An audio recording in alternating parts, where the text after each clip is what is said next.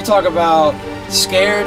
That fish came right at the camera, and the second time it came at Sam, I literally thought that we were going to see a pool of blood coming out from him. Today I was with Josh and Brandon. We were just out there fishing about 30 miles offshore. You talk about a fast start to the most exciting, drama-filled, scared day I've ever had. Started out well, caught a big swordfish right off the bat. First drop, 5 minutes, bam, got him on. 30 minutes later, we got a 180 pounder. I wanted to get some underwater photos, but it was kind of early, so didn't really have a chance to jump in the water. Not a lot of light that early in the morning. Dropped the whole day, didn't get any bites. A couple miniature bites here or there, could have been a swordfish. Bite after that, however, was very slow. I don't know if it's because of the full moon or it's just a bad day to fish. What a slow, dragged on day it was. Hardly any bites. The bites we had were squid. It was tough, very tough. The sun was going down. 30 miles offshore is probably about time to head in, so I was really looking to jump in the water this time. Moved to a different spot and had a couple bites, missed a couple. Hook coming off, everything was on, everyone was on nerve. And at the end of the day, we hooked another fish, a little guy. I had driven 6 hours, and I was going back the next day. I want to get some underwater shot. So I was ready to go. So here it is, last drop. Brandon says, last drop. We give it one more drop, we don't get nothing here, we're heading in. It's getting dark and late and all that stuff. And then we got the final one on at the end of the day. Comes up, Sam gets in the water to film, takes some still shots. We got a hookup, and this time the hook stayed. You know, everyone was ecstatic, everybody was excited. I'm getting all my gear ready. Josh put the GoPro on, turn it on, make sure we document the whole thing. When the marker came up, I jump in.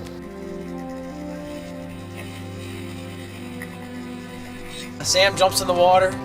5 seconds. Josh says, there he is, there he is. Immediately we see that the fish is foul hooked, but didn't know that it was going to become this big of a problem. We could see that the fish was wrapped up, but that's normally not a problem. The fish was foul hooked. And I noticed the fish was foul hooked. It was foul hooked on the pec fin. But I said, hey, you know, usually when the fish is foul hooked, there's very little control on the fish, and the fish is stronger because its mouth is free, plenty of energy. We call that green in the fishing world, green. It's a green fish. But since he was a small fish for swordfish standard, about probably 40, 50 pounds, say, but the colors were great.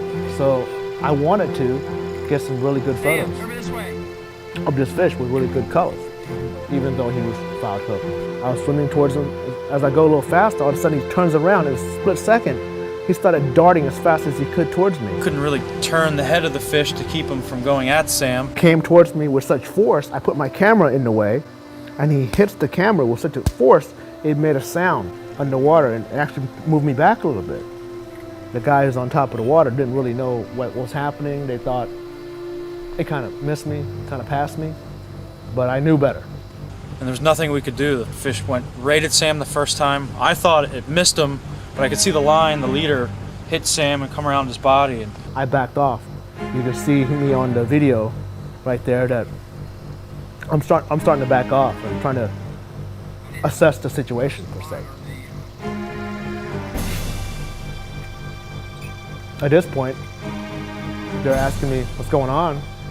I take the snorkel out of my mouth and yell to the boat, hey guys, this fish is foul hooked, he's green, you can't control him. Go ahead and land him, I'm coming back into the boat.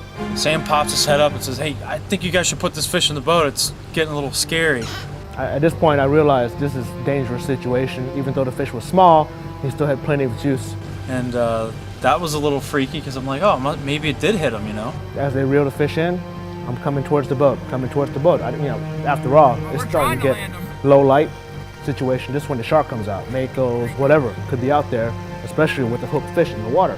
I did not want to be too far away from the boat. And by the time this is all going through our head, we look down and the fish changes its direction.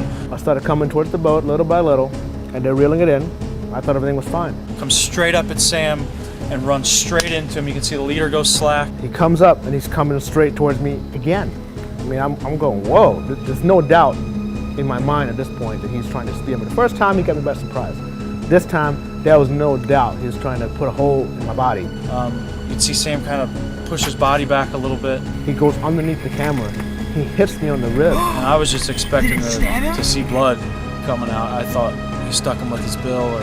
You could hear the guy on the boat, Josh and Brandon, go, because they knew the fish was after me. They saw the fish come towards me, that splash in the water. They was expecting blood at this point. And thankfully, the first time he hit me, he hit my camera. He shattered, you see in the video, he shattered the bill on his sword. Otherwise, he probably would have put a hole in me. And to see not only our camera guy that close to the fish, but now holding the fish and then swimming it back to the boat.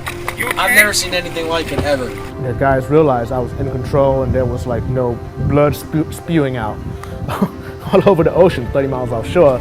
I hand them the bill, and after that, I was laughing about the whole thing. No, he's not dead.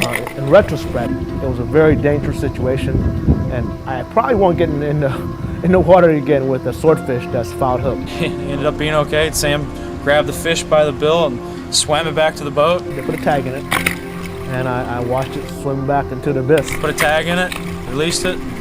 That was it. But it was a very scary, humbling experience, so don't try that at home.